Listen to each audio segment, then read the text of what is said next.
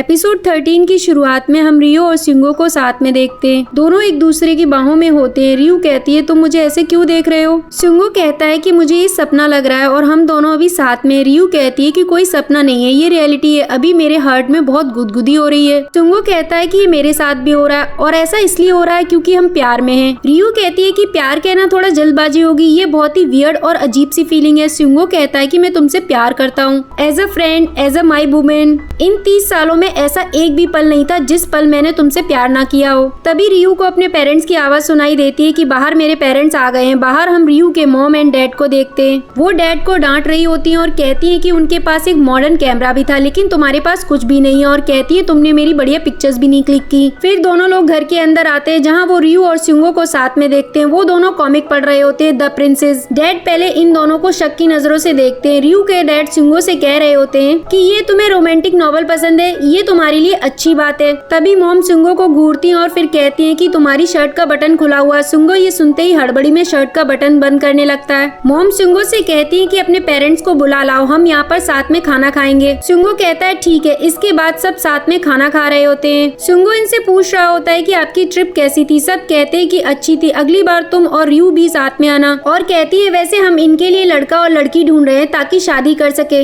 ये सुनते ही सिंगो कहता है कि मुझे इस बात पर शक है कि कोई रियो से शादी भी करेगा या नहीं। रियो भी ऐसा ही सेम कहती है कि मुझे नहीं लगता कि सिंगो से कोई शादी करेगा। रियो की मॉम कहती है कि तुम मेरी बेटी को क्रिटिसाइज कर रहे हो। वो कहता है नहीं। रियो कहती है कि हम सिर्फ एक दूसरे को चिढ़ा रहे हैं और कोई बात नहीं। इनके पेरेंट्स भी कहते हैं कि ठीक है। इसके बाद सिंगो और रियो अपने रूम में आते। रियो कहती है मेरा तो वहाँ पर दम घुट रहा था। सिंगो भी कहता है कि मैं तो बहुत ही ज्यादा नर्वस हो गया था, मुझसे तो खाना भी नहीं खाया गया। रियो कहती है कि हमें और भी ज्यादा केयरफुल रहना होगा। सुन सिंगो कहता है कि चलो ऑनेस्ट रहते हैं और अपने पेरेंट्स को बता देते हैं कि हम डेट कर रहे हैं। लेकिन रियो कहती है मैं ऐसा नहीं कर सकती हूँ, हाल ही में मेरी अभी एंगेजमेंट टूट गई थी, इस सब को हुए अभी ज्यादा टाइम नहीं हुआ है, इस सब के बाद मुझे कोई भी सीरियसली नहीं लेगा। ये सुनते ही सिंगो हंसते हुए कहता है कि अच्छा तुम मेरे लिए बहुत ही सीरियसली फील कर रही हो। रियो से मारते हुए कहती है कि बात केवल इतनी नहीं है, अगर हमारे पेरेंट्स को पता चल गया कि हम डेट कर रहे हैं तो तुम मेरे रूम में इस तरह नहीं आ पाओगे। वो 24 घंटे हम पर नजर रखेंगे, तो हमसे कई सवाल पूछेंगे कि ये सब कब कैसे शुरू हुआ, हम पर कर्फ्यू लगा देंगे। सिंगो कहता है कि ठीक है, फिर हम इस बात को सीक्रेट ही रखते हैं। रियो उसके क्लोज आती है और कहती है मैं तो तुमसे कह ही रही थी कि हमें इस बात को सीक्रेट रखना चाहिए। इसके बाद वो दोनों डेट्स पर जाते हैं। रियो सिंगो का वेट कर रही होती है। सिंगो से देखते ही रियो को गोद में उठा लेता है। रियो कहती है ऐसा मत करो, हम सड़क के बीचों बीच में हैं, कोई देख लेगा। इसके बाद हम इन दोनों को पार्क में देखते हैं जहाँ सिंगो रियो को किस कर रहा होता है। फिर दोनों मूवी देखने जाते हैं और बहुत सारे गेम्स भी खेलते हैं और दोनों ही एक दूसरे के साथ बहुत खुश होते हैं। इधर हम दोजिन को देखते हैं। वो उन प्रोडक्ट्स को देख रहा होता है और कहता है कि अब मैं इन सब का क्या करूं, क्या मुझे इसके लिए और भी पोस्ट करने चाहिए। तभी उसके पेरेंट्स उसे खाने के लिए बुला लेते हैं। इधर हम सिंगो और रियो को देखते हैं। वो दोनों अपने ऑफिस में होते हैं जहाँ रियो सब्जियों को देख रही होती है। सिंगो उससे पूछता है तुम इन सब्जियों को ऐसे क्यों देख रही हो। वो सब्जियां उसे बिल्कुल भी पसंद नहीं होती है, पर वो उससे कुछ अच्छा बनाने का ट्राई कर रही होती है, ऐसी डिशेस के बारे में बात कर रही होती है। तभी सिंगो उसे उठाकर प्लेटफॉर्म पर बिठा देता है। वो जैसे ही रियो को किस करने जा रहा होता है वैसे ही वहाँ पर मिंगो आ जाता है। ये देखकर दोनों छिपने लगते हैं। मिंगो सारी लाइटों को जलता हुआ देखकर उन्हें बंद करने लगता है और वहाँ पर पड़ी सब्जियों को देखकर कहता है कि ये सब्जियां बाहर किसने छोड़ी, और उन्हें फ्रिज में रखने लगता है। तभी मौका पाकर रियो और सिंगो छिपते छिपाते अपने कैबिन में आ जाते हैं। रियो सिंगो से कहती है तुमने तो कहा था कि यहाँ पर रात में कोई नहीं आता है। सिंगो कहता है हाँ, पर मिंगो कुछ न कुछ भूल गया होगा इसीलिए वो यहाँ आया, क्योंकि अक्सर कर वो कुछ न कुछ भूल जाता है। रियो कहती है मुझे यहाँ और कितनी देर इंतजार करना पड़ेगा, मेरा 2 दिन में एग्जाम है, मुझे प्रैक्टिस करनी है। ये सुन सिंगो कहता है तुम्हें पहले से तैयारी करनी चाहिए थी ना, और कहता है क्या तुम्हें ऐसा लग रहा है कि तुम पास नहीं होगी। कहती है ऐसा नहीं है, रिटन टेस्ट बहुत ही इजी था, मुझे प्रैक्टिकल एग्जाम को लेकर टेंशन हो रही है। सिंगो कहता है वहाँ पर ऐसे खड़े मत रहो, मेरे पास आओ। रियो उसके पास आते हुए कहती है कि आजकल मेरी लाइफ एक रोलर कोस्टर बन गई है। सिंगो कहता है मुझे तो ये बहुत ही अच्छा लग रहा है, ये कितना एक्साइटिंग है ना। पर रियो कहती है तुम तो सबको बताना चाहते थे कि हम डेट कर रहे हैं फिर, और अब तुम्हें इन सब चीजों में बहुत मजा आ रहा है। कहता है अभी तो फन स्टार्ट हुआ। ये कहते हुए उसे किस करने लगता है। नेक्स्ट डे मोयम अपने ऑफिस के लिए निकल रही होती है। तभी उसे कांग और यू मिलते हैं। यहाँ दोनों के लिए सिचुएशन थोड़ी सी ऑकवर्ड थी, जहाँ कांग मोयम की मॉम को बताता है कि उसे न्यू बेबी सिटर मिल गई है, उन्हें यू के बारे में परेशान होने की कोई जरूरत नहीं है। मोयम की मॉम कहती है कि जब तक न्यू बेबी सिटर नहीं आ जाती तब तक मैं यू का ख्याल रख लूंगी। इसके लिए मना कर देता है और कहता है मुझे ऐसे अनकंफर्टेबल फील होता है कि आप यू का ऐसे ध्यान रखती हैं। यू और मोयम की मॉम दोनों ही बहुत अपसेट हो जाते हैं। इधर यू अपने डैड से कहती है कि मुझे स्कूल नहीं जाना है। कांग के पूछने पर यू बताती है मुझे शाम तक स्कूल में वेट करना पड़ता है आपके आने का। कांग कहता है कैसा रहेगा अगर मैं तुम्हें जल्दी लेने आ जाऊं। इस पर यू कहती है मुझे बिल्कुल भी अच्छा नहीं लगेगा कि आप अपना काम छोड़कर मुझे जल्दी पिक करने आए। कांग यू से कहता है कि मुझे भी तुम्हें ऐसे वेट कराना बिल्कुल भी अच्छा नहीं लगता है और कहता है क्या तुम थोड़े दिनों के लिए ऐसा नहीं कर सकती। यू अपने डैड से पूछती है क्या मैं मोयम के घर पे नहीं रुक सकती, मुझे वहाँ पर बहुत अच्छा लगता है और मिसेस दो मेरे लिए बहुत ही अच्छा खाना बनाती हैं और मोयम हमेशा मेरे साथ खेलती है।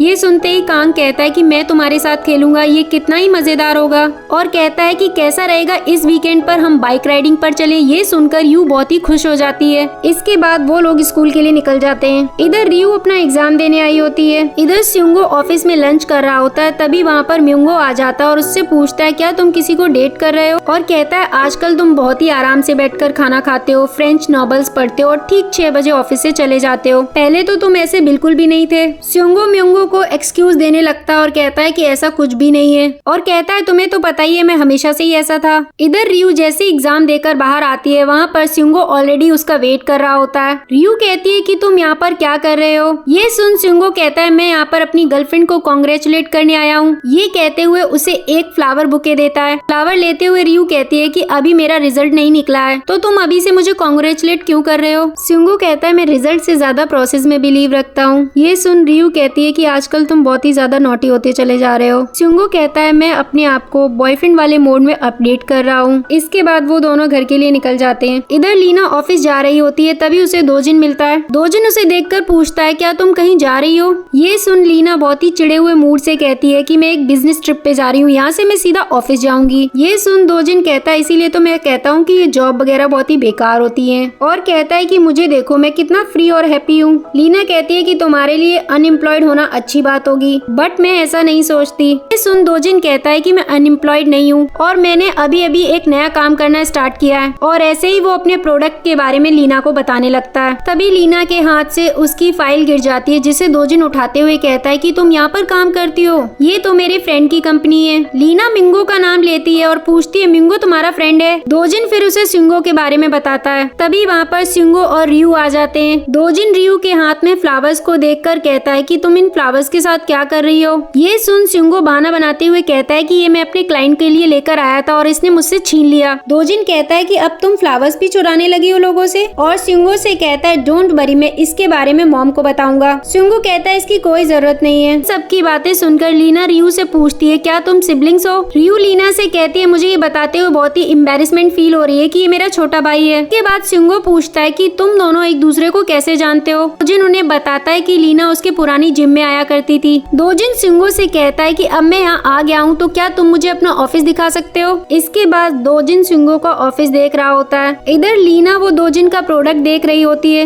लीना उस प्रोडक्ट के बारे में सबको बताती है कि अनवेरिफाइड प्रोडक्ट है और इसकी वजह से बहुत सारे लोगों को प्रॉब्लम हो रही है। ये सुन सब शॉक हो जाते हैं। इसके बाद रियू इस सब के बारे में मॉम को बताती है और अपनी मॉम से कहती है मैंने आपसे मना किया था ना कि इसको आप पैसे मत देना पर आपने मेरी बात नहीं सुनी और अब देखो इसने क्या किया, ये फिर से एक स्कैम में फंस गया और इसने आपके सारे पैसे बर्बाद कर दिए। वो अपनी मॉम को बताती है कि आपको पता है कि जो डब्बे इसके रूम में रखे हैं वो मोल्डिंग प्रोटीन है जो कि अनवेरिफाइड है और ये उन्हें बेच रहा है। ये सब सुनने के बाद डैड दोजिन पर बहुत ही ज्यादा चिल्लाते हैं। मॉम पूछती है क्या ये सब सच है। दोजिन बताता है कि उसे इस बारे में नहीं पता था। ये सब जानने के बाद मॉम का तो दिल ही टूट गया था। इधर कांग घर की तरफ जा रहा होता है। वो मोयम को देखकर इग्नोर करता है। ये देखकर मोयम कहती है कि एटलीस्ट हम एक दूसरे को हाय तो बोल ही सकते हैं। इस पर कांग कहता है मैंने तुम्हें ग्रीट किया था। मोयम कहती है कि फॉर्मली नहीं, ऐसे पूछ सकते हो कि आज का तुम्हारा दिन कैसा गया, आज तुमने क्या किया, ऐसा कुछ। कांग कहता है कि मैं ऐसा कुछ भी नहीं करने वाला हूँ। इसके बाद मोयम उसकी फेवरेट टॉफी से निकाल कर देती है और कहती है मैंने उस दिन के बारे में बहुत सोचा जब तुमने मुझसे कहा कहा था कि यू मेरी डॉटर नहीं बन सकती, और वो इतना ऑकवर्ड साउंड नहीं कर रहा था। कांग कहता है तुम्हारे कहने का मतलब क्या है? मोयोम कहती है मैंने तुमसे कहा था कि मैं तुम्हें पसंद करती हूँ और तुमने मुझसे कहा था कि ऐसा नहीं हो सकता है, पर तुमने मुझसे ये नहीं कहा था कि तुम मुझे पसंद नहीं करते हो। ये सुनते ही कांग कहता है कि अब मैं तुम्हें बता देता हूँ कि मैं तुम्हें बिल्कुल पसंद नहीं करता हूँ। उस दिन मैं तुम्हारे साथ ज्यादा हार्शली बिहेव नहीं करना चाहता था, इसलिए तुमसे नहीं कहा। ये सुन मोयोम कहती है अच्छा ऐसा था क्या? और वो सब क्या था? तुम्हारा मुझे ओटमेंट्स देना, तुम्हारा मुझे कंसोल करना। कांग कहता है तुम जरूरत से ज्यादा सोच रही हो। कैंडी देते हुए कांग से कहती है कि कम से कम इसे तो ले लो, अब मैं बहुत ही ज्यादा एम्बेरस फील कर रही हूँ, और रोते हुए वहाँ से चली जाती है। इधर सिंगो की मॉम उसके डैड के रूम में आती है और उनसे पूछती है क्या तुम बिजी हो? सिंगो के डैड काम छोड़कर कहते कि नहीं मैं बिल्कुल भी बिजी नहीं हूँ। मॉम कहती है नहीं मैं तो बस तुम्हें देखने आई थी, और ऐसे ही इधर उधर की बातें करते हुए कहती है कि ये बेड तुम्हारे लिए छोटा नहीं है, और बातों ही बातों में उन्हें अपने रूम में वापस आने के लिए कहते हैं। ये सुनते ही सिंगो के डैड बहुत ही एक्साइटेड हो जाते हैं और तुरंत अपने रूम में चले जाते हैं। इधर दोजिन अपने रूम में बहुत ही अपसेट बैठा होता है। दोजिन चिढ़ के रियू से कहता है कि तुम बिना नॉक करे हुए मेरे रूम में कैसे आ गई? रियू कहती है तुम भी तो मेरे साथ ऐसा ही करते हो, मेरे रूम में ऐसे ही आ जाते हो, और कहती है कि मुझे लगता था कि मॉम तुमसे बहुत ज्यादा प्यार करती है, मैं चाहे कितना भी ट्राई कर लूं, नंबर 1 आ जाऊं, फिर भी मॉम तुमसे ज्यादा प्यार करती है। दोजिन चिल्लाते हुए कहता है कि ऐसा कुछ भी नहीं था, वो तुम्हें अडोर किया करती थी क्योंकि तुम उन्हें प्राउड कराती थी,